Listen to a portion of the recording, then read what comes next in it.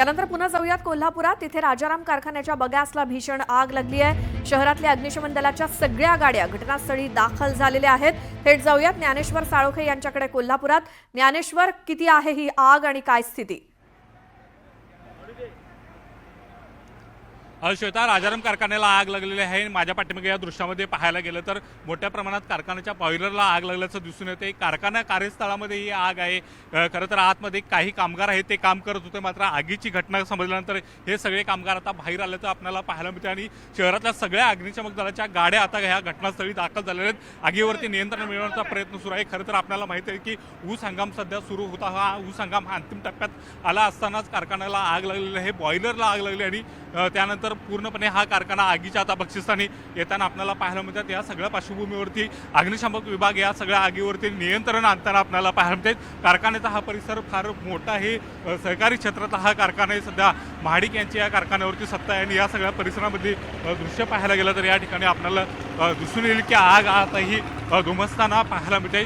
कारखान्याचे अध्यक्ष अमल महाडिक आहेत. अमल महाडिकांच्याकडून माहिती जाणून घ्या. साहेब, काय सांगाल, कशा पद्धतीची आग आहे?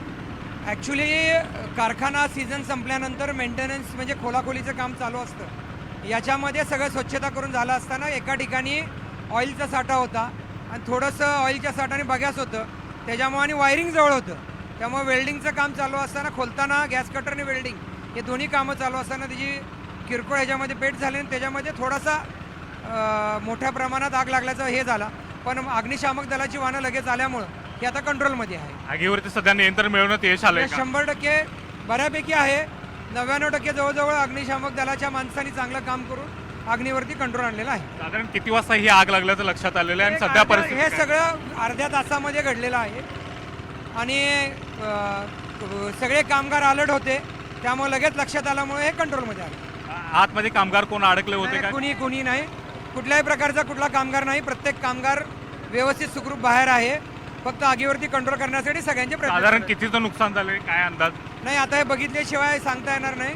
त्यामुळे जरा व्यवस्थित बघून सांगतो, पण नुकसान मोठ्या प्रमाणात होणार नाही याची काळजी आहे. या पद्धतीने आता अग्निशामक दलांनी कंट्रोल.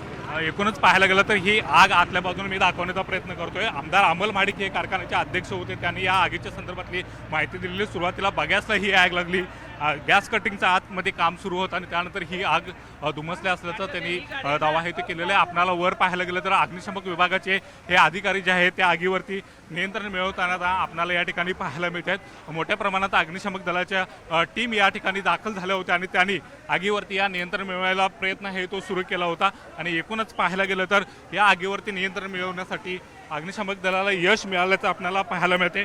अग्निशामक विभागाचे चीफ फायर ऑडिटर आपल्यासोबत आहेत, त्यांच्याकडून माहिती घेऊया. सर, काय सांगाल, कोणत्या स्वरूपाची ही आग होती?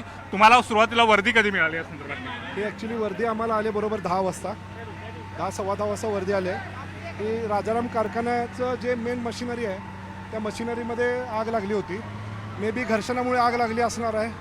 थोडंफार ऑइलचं प्रमाण असल्यामुळे आपण फोम आणि पाणी ह्याचा वापर करून आग विझवली. साधारण किती बंब दाखल झाले होते आणि आगीवरती नियंत्रण मिळाले का? आपल्याकडे आता 5 बंब आणि 4 टँकर आहेत. महानगरपालिकेचे 5च्या बंब इथं आपल्याकडे हजर आहेत. त्यांची फायरची सिस्टीम पण आहे, ती पण चालू आहे. त्याच्यातनं आपण गाडी भरून घेतोय आणि त्याप्रमाणे आपण काम करतो. आगीवरती सध्या नियंत्रण मिळाले का? आगीवरती नियंत्रण मिळालेलं आहे. आता फक्त 10% जी राहिलेली आहे ती ऑइल फायर आहे. पलीकडनं आमची दुसरी गाडी आहे, ते कूलिंग करण्याचं काम चालू आहे. सध्या 10% काम आहे ते सुरू आहे. आपल्याला पाहायला गेलं तर या आगीवरती नियंत्रण मिळवण्याचा प्रयत्न आहे तो सगळे महापालिकेचे अधिकारी आणि या ठिकाणी सगळी टीम आहे ते करताना आपल्याला पाहायला मिळतात. एकूणच या ठिकाणी दिसून आलं तर शॉर्ट सर्किटमुळे ही आग लागल्याचा प्राथमिक अंदाज आहे तो या ठिकाणी आपल्याला दिसून येतो आणि या अनुषंगाने अग्निशमक विभागाचे अधिकारी ही आग आटोक्यात आणण्याचा प्रयत्न या ठिकाणी करताना आपल्याला दिसून येतात. खरं तर हा कारखाना राजकीयदृष्ट्या सुद्धा महत्त्वाचा आहे. नेहमीच या कारखान्याच्या माध्यमातून सतेज पाटील आणि महाडिक हे 2 गट आहेत ते आमनेसामने आल्याचं पाहायला मिळते.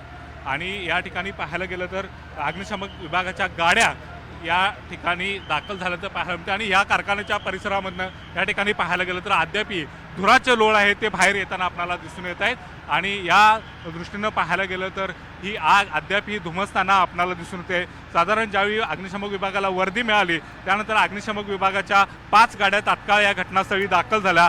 कारखाना परिसरामध्ये सुद्धा अग्निशमक विभागाची यंत्रणा उभारली गेली होती आणि त्यामुळे ही आग रोखण्यामध्ये या प्रशासनाला यश आल्याचं पाहायला मिळते.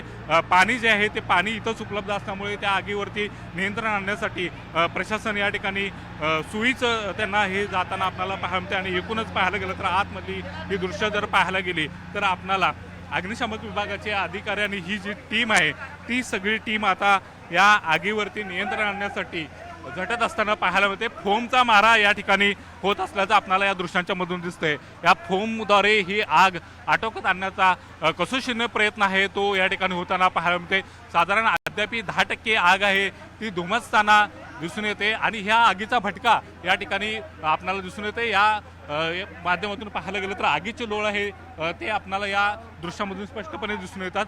मी विजयला विनंती करतो की ही आगीचे लोळ दाखवण्याचा प्रयत्न करावा, कारण मोठ्या प्रमाणात अद्याप ही आग भडकताना पाहायला मिळते. या जिन्याच्या वर गेलं तर आपल्याला ही आगीची दृश्य आहे ते दिसू शकतात आणि या माध्यमातून प्रेक्षकांना ही आग नेमकी कशा पद्धतीने भडकते याचे दृश्य आहे ते आम्ही दाखवण्याचा प्रयत्न करतो. या ठिकाणी आगीचे लोळ आहे ते या ठिकाणी दिसून येत आहेत. या ठिकाणी अग्निशमक विभागाचे अधिकारी हे सगळे प्रयत्न या ठिकाणी आग विझवण्याचे करताना या ठिकाणी दिसून येतात आणि एकूणच पाहायला गेलं तर या आगीवरती नियंत्रण आणण्यासाठी खूप मोठ्या प्रमाणात धूर दिसतोय, कारण बाकी इतर अधिकाऱ्यांनी सांगितल्याप्रमाणे 90% आगीवरती नियंत्रण मिळवण्यात आलेले. आता 10% आणखी फक्त काम बाकी आहे आगीवरती पूर्ण म्हणजे कूलिंग करण्याचं. आता सध्या वेगवेगळ्या प्रकारे आगीवरती नियंत्रण मिळवण्याचं काम छत्रपती राजाराम साखर कारखान्यामध्ये सुरू आहे. ज्या कारखान्याला सकाळी बरोबर 10 ते 10:15च्या सुमारास आग लागली. आगीचं कारण सुद्धा या कारखान्याचे अध्यक्ष आमदार अमल महाडिक यांनी माहिती दिली त्याप्रमाणे वेल्डिंगचं काम सुरू होतं, ऑइलचा साठा होता, शॉर्ट सर्किट झालं आणि त्यामुळे तिथं ही आग लागली. मात्र कुणीही कारखान्यातले कामगार तिथं मोठ्या प्रमाणात नव्हते. सगळ्यांना बाहेर काढण्यात आलं. सुखरूप आहेत सगळे. मात्र जे काही नुकसान झालं असेल ते नंतर बघून ठरवलं जाईल किती काय नुकसान झालंय. मात्र सध्या तरी पूर्णपणे आग शांत करण्याचं काम सुरू आहे छत्रपती राजाराम साखर कारखाना कोल्हापूर इथे.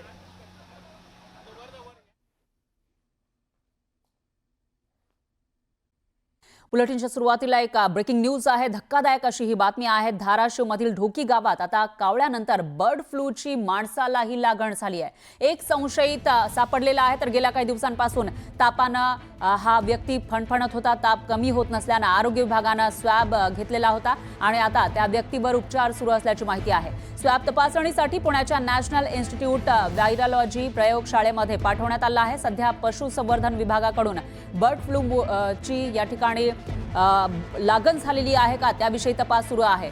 तर बर्ड फ्लूमुळे ढोकी गावामध्ये कोंबड्यांचे सर्वेक्षण केलं जात आहे. सर्वेक्षण सुरू असतानाच ढोकी गावातील एक मांस विक्रेता हा आढळून आलेला आहे. 25 फेब्रुवारीला संशयित हा आढळलेला होता. तो मांस विक्रेता असल्याची माहिती आहे.